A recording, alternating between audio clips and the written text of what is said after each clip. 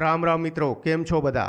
આશા રાખું છું બધા મજામાં જ હશો। હું યોગેશ પટેલ તમારું સ્વાગત કરું છું તમારી જ યુટ્યુબ ચેનલ આદિરાષ્ટ્ર ભારતમાં। તો મિત્રો, આજે તમારી માટે લઈને આવી ગયો છું મહાભારતના અધ્યાય 4 થી અધ્યાય 10 સુધી। તો હું વિડીયોના શ્રી ગણેશ કરું એ પહેલાં તમને જણાવી દઉં કે આ ચેનલના પ્લેલિસ્ટમાં હનુમાન પુરાણ અને કૃષ્ણા ડીકોડેડ કૃષ્ણાનું પ્લેલિસ્ટ બનાવેલું છે, જ્યાંથી તમને રામજી, કૃષ્ણજી અને હનુમાનજીના અનેકો રહસ્યો જાણવા મળશે અને ધર્મ, ભક્તિ અને રાજનીતિનું જ્ઞાન પણ આપમેળે મળી જશે। તો રાહ શેની જુઓ છો? જલ્દીથી ચેનલને સબસ્ક્રાઇબ કરી લો અને વિડીયોને લાઇક કરવાનું ભૂલતા નહીં। અને હા, ગણેશ ચતુર્થીની તમને હાર્દિક શુભકામનાઓ।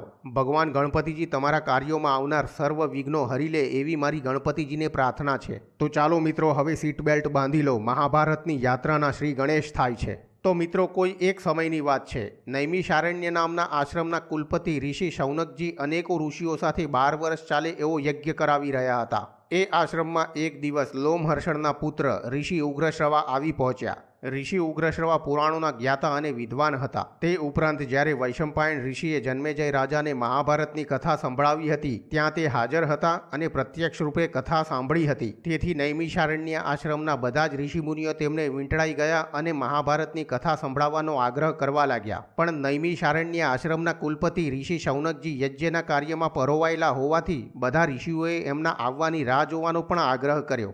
એટલે ઋષિ ઉગ્રશ્રવાએ બધા જ ઋષિઓની ઈચ્છાને માન આપીને ઋષિ શૌનકજીના આવવાની રાહ જોઈ। થોડીક વાર ગઈ હશે ત્યાં જ ઋષિ શૌનકજી પોતાના યજ્ઞનું કાર્ય આટોપીને ત્યાં હાજર થયા। તો મિત્રો, અહીં મહાભારત કથાના આદિ પર્વનો ચોથો અધ્યાય પૂર્ણ થાય છે। હવે 5મા અધ્યાયના શ્રી ગણેશ કરું છું। ઋષિ શૌનકજીએ ઋષિ ઉગ્રશ્રવાને અભિવાદન કર્યું અને ભૃગુવંશની કથા સાંભળવાની ઈચ્છા વ્યક્ત કરી। એટલે ઋષિ ઉગ્રશ્રવાએ પુરાણ આધારિત ભૃગુવંશની કથા કહેવાની શરૂઆત કરી। ભૃગુ ઋષિનો અતિશય સ્નેહપાત્ર પુત્ર ચ્યવન આ ભૃગુવંશમાં જન્મ્યો। ચ્યવનને ખૂબ જ ધાર્મિક પ્રમતિ નામનો પુત્ર થયો। પ્રમતિને ધ્રુતાચી નામની અપ્સરાથી રૂરુ નામનો પુત્ર ઉત્પન્ન થયો। રૂરુથી પ્રમધ્વરાના ગર્ભમાંથી વેદને જાણનાર તથા ધર્મને જાણનાર શુનક નામનો પુત્ર થયો। શુનક અતિશય તપસ્વી, યશસ્વી, શાસ્ત્રના જ્ઞાતા, બ્રહ્મને જાણનાર, ધર્મજ્ઞ અને જીતેન્દ્રિય હતો। હવે ઋષિ શૌનકે ઋષિ ઉગ્રશ્રવાને વચ્ચે અટકાવતા પૂછ્યું, મહાન ભૃગુનંદન પોતે ચ્યવન નામે પ્રસિદ્ધ થયા તેનું કારણ તમે મને કહો।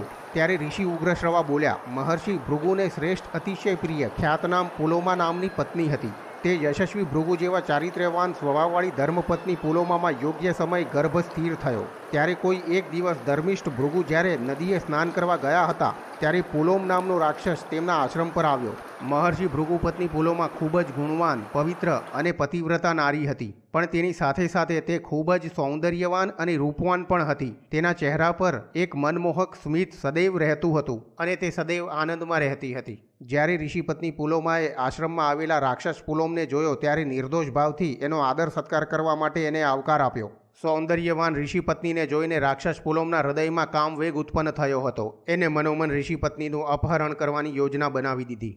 જ્યારે ઋષિપત્ની પુલોમા રાક્ષસનો આદર સત્કાર કરવા માટે કુટીરમાં વનના ફળ અને મૂળ લેવા ગઈ ત્યારે રાક્ષસે આશ્રમની યજ્ઞવેદીમાં અગ્નિદેવને પ્રજ્વલિત અવસ્થામાં જોયા।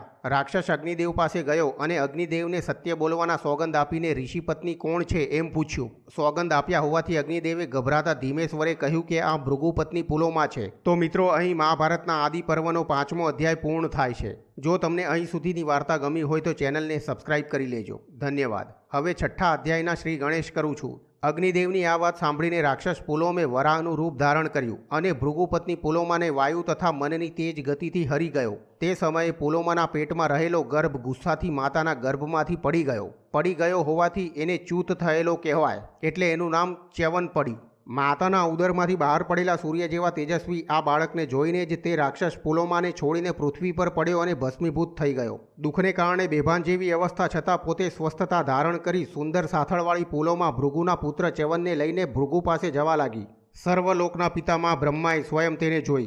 બ્રહ્મા તે આનંદનીય અત્યંત સ્વરૂપવાન ભૃગુની પત્નીને રડતી અને આંખમાંથી સતત આંસુ વહાવતી જોઈને આશ્વાસન આપ્યું। તે પુલોમાની આંખમાંથી નીકળેલા આંસુની મહાનદી ત્યાં વહેવા લાગી અને તે નદી યશસ્વી ભૃગુ પત્નીને અનુસરવા લાગી। તેના માર્ગને અનુસરતી તે નદીને જોઈને પિતામહ બ્રહ્માએ ચ્યવનના આશ્રમ તરફ વહેતી અને પુલોમાના આંસુથી ઉત્પન્ન થયેલી તે નદીનું નામ વધુસરા રાખ્યું। ભૃગુના પ્રતાપી પુત્ર ચ્યવનનો જન્મ આ રીતે થયો હતો। આવી સ્થિતિમાં રહેલા પોતાના પુત્ર અને પત્નીને મહર્ષિ ભૃગુએ જોયા। ગુસ્સે થયેલા ભૃગુ ઋષિએ પોતાની પત્ની પુલોમાને પૂછ્યું, તારું અપહરણ કરી જનાર રાક્ષસને તારો પરિચય કોણે આપ્યો? કારણ કે તે રાક્ષસ તો મારી પત્ની અને સુહાસિની એવી તને તો જાણતો જ ન હતો. હે પુલોમા, તું સાચું બોલજે. હું ક્રોધિત થઈને તને શ્રાપ આપવા ઈચ્છું છું. કોણે આ આપત્તિ ઉત્પન્ન કરી? કોને મારા શ્રાપનો ભય નથી? ત્યારે પુલોમા બોલી, હે ભગવાન, અગ્નિએ તે રાક્ષસને મારો પરિચય આપ્યો. તેથી તે રાક્ષસ ટીંટોળી માફક રડતી મને લઈને નાસી ગયો. છેવટે તમારા પુત્રના તેજથી હું તે રાક્ષસથી છૂટી અને તે રાક્ષસ મને છોડીને જમીન ઉપર પડ્યો તથા બળીને ભસ્મ થઈ ગયો. પુલોમાની સર્વ હકીકત સાંભળીને અત્યંત ક્રોધી ભૃગુએ ગુસ્સે થઈને અગ્નિને શ્રાપ આપ્યો કે હે અગ્નિ, તું સર્વનું ભક્ષણ કરનાર બનીશ. તો મિત્રો, અહીં શ્રી મહાભારતના આદિ પર્વનો 6થો અધ્યાય પૂર્ણ થાય છે. હવે 7મા અધ્યાયના શ્રી ગણેશ કરું છું. ભૃગુએ જ્યારે અગ્નિને શ્રાપ આપ્યો ત્યારે અગ્નિએ ભૃગુને કહ્યું, હે બ્રહ્મ, તમે શ્રાપ આપવા જેવું સાહસ કેમ કર્યું? જ્યારે રાક્ષસ દ્વારા મને પૂછવામાં આવ્યું ત્યારે મેં સત્ય હકીકત કહી હતી. આ રીતે ધર્મનું આચરણ કરનાર તથા સત્ય બોલનાર નિષ્પક્ષ એવા મારો શું દોષ હતો? ખરેખર તો જે સાચી સાક્ષી હકીકત જાણવા છતાં ખોટું બોલે છે તે પોતાની આગળની 7 અને પાછળની 7 પેઢીનો નાશ કરે છે. જે માનવી અતિશય ખાનગી રહસ્યો જાણે છે અને સત્ય હકીકત જાણતો હોવા છતાં જો સાચું ન કહે તો તે પણ ઉપર કહેલા પાપથી લોપાય છે. તેમાં કોઈ શંકાને સ્થાન નથી. હું પણ તમને શાપ આપવા માટે શક્તિમાન છું, પરંતુ બ્રાહ્મણ મારા માટે પૂજનીય છે. તમે બધું જાણો છો છતાં હું સ્પષ્ટતા કરું છું તો તે તમે સાંભળો.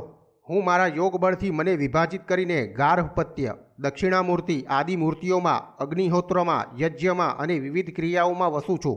વેદમાં બતાવેલી વિધિ પ્રમાણે મારામાં જે હવિ દ્રવ્યની આહુતિ આપવામાં આવે છે તેનાથી દેવો અને પિતૃઓ તૃપ્ત થાય છે. જળ એ સર્વ દેવતા છે અને જળ એ જ પિતૃઓ છે. દેવો અને પિતૃઓ નિમિત્તે દર્શ અને પૌર્ણ માસ યજ્ઞ કરવામાં આવે છે. આ કારણે જ દેવો પિતૃઓ છે અને પિતૃઓ તે દેવ છે. તેઓ જુદા જુદા પર્વમાં કોઈક વાર એક સ્વરૂપે અથવા કોઈક વાર અન્ય સ્વરૂપે પૂજાય છે. મારા મુખમાં જે હવિ આહુતિનું દ્રવ્ય નખાય છે તેનું દેવો અને પિતૃઓ બંને ભક્ષણ કરે છે. તેથી હું દેવો અને પિતૃઓનું મુખ ગણાવું છું. પિતૃઓ અમાસના દિવસે અને દેવો પૂર્ણિમાના દિવસે મારા મુખમાં મૂકેલી આહુતિનું ભક્ષણ કરે છે. હવે જ્યારે દેવો અને પિતૃઓનું મુખ હું સર્વભક્ષક કેવી રીતે હોઈ શકું?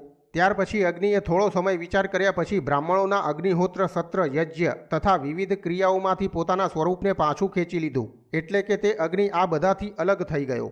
ત્યાર પછી સમગ્ર પ્રજા અગ્નિને ઓમકાર, સ્વહા દેવોને અને સ્વધા પિતૃઓને વગેરેથી અલગ થઈ જતા જોઈને અતિશય દુઃખી થયા. આથી ગભરાયેલા ઋષિમુનિઓ દેવો પાસે જઈ બોલ્યા, હે દેવો, અગ્નિના આલોપ થવાથી ત્રણેય લોક અગ્નિહોત્ર વગેરે ક્રિયાથી રહિત બન્યા હોવાથી વ્યથિત બન્યા છે. આથી વિના વિલંબે આ બાબતમાં ઘટતો ઉપાય કરવો જોઈએ. પછી દેવો અને ઋષિમુનિઓ બ્રહ્મા પાસે ગયા અને અગ્નિના શાપની હકીકત તથા અગ્નિના અદ્રશ્ય થવાથી બ્રાહ્મણોમાં કર્મનો લોપ થાય છે તે હકીકત બ્રહ્માને કહી. હે મહાભાગ, ભૃગુએ કોઈ કારણવશ અગ્નિને શ્રાપ આપ્યો છે. યજ્ઞમાં અપાયેલા ભાગનો સ્વીકાર કરનાર તથા ત્રણેય લોકમાં અપાયેલી આહુતિઓ મેળવનાર અગ્નિ તે દેવોનું મુખ છે. તે સર્વભક્ષક કઈ રીતે હોઈ શકે? સમગ્ર વિશ્વના સર્જનહાર બ્રહ્માએ આ વાત સાંભળી અવિનાશી અને પ્રાણી માત્રને ઉત્પન્ન કરનાર અગ્નિને બોલાવી અતિશય મધુર વચન કહ્યા. હે અગ્નિ, તમે બધા જ લોકોના સર્જક અને સંહારક છો. વળી તમે જ ત્રણેય લોકને ધારણ કરો છો. તમે જ બધી અગ્નિહોત્રાદિ ક્રિયાના પ્રવર્તક છો. તેથી અગ્નિહોત્રાદિ ક્રિયાનો લોપ ન થાય તેમ કરો. બધી જ આહુતિનું ભક્ષણ કરવાવાળા અને લોકોના પાલનહાર તમે કેમ મોહ પામ્યા છો? તમે આ વિશ્વમાં પવિત્ર અને બધા લોકોની ગતિ છો. તેથી તમે બધાના ભક્ષક નહીં થાવ. હે અગ્નિ, તમારી જ્વાળાઓના સંપર્કમાં જે આવશે તે જ ભક્ષ્ય થઈ જશે. જેવી રીતે સૂર્યના કિરણના સ્પર્શથી બધી વસ્તુ શુદ્ધ બને છે તેવી રીતે તમારી જ્વાળાઓના સ્પર્શથી બધી વસ્તુ પવિત્ર બનશે.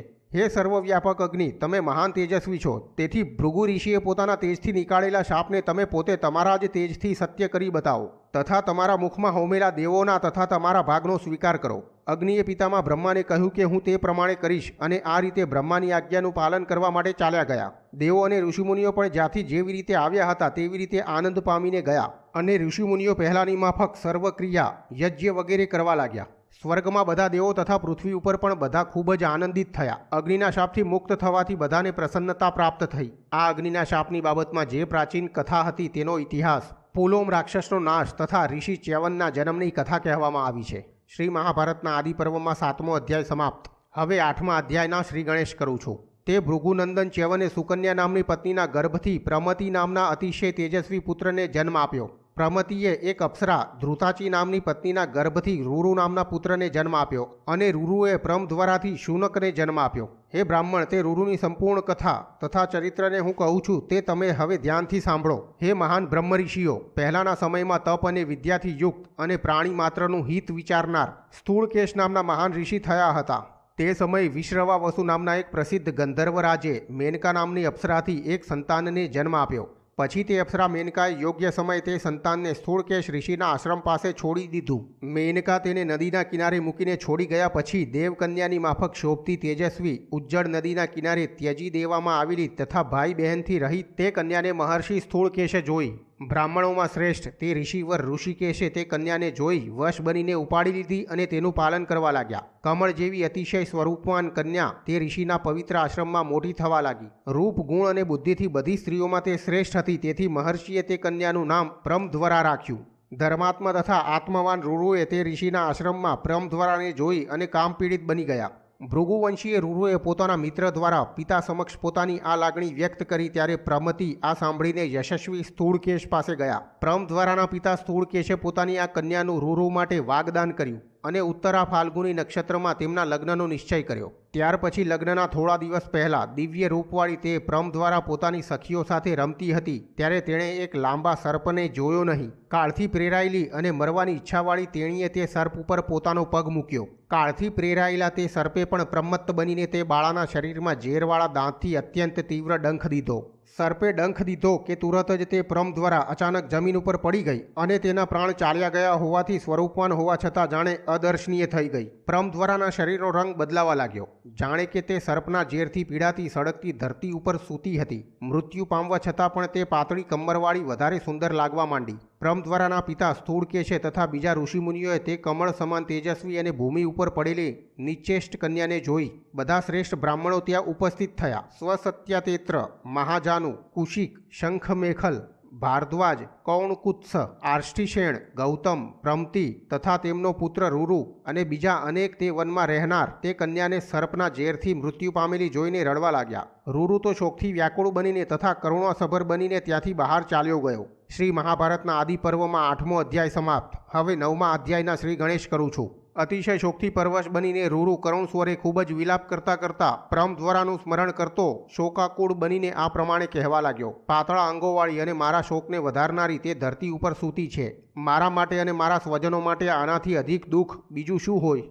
જો મેં દાન આપ્યું હોય, તપ કર્યું હોય અથવા ગુરુજનોની સારી સેવા કરી હોય તો મારી આ પ્રિયતમા જીવિત થાય.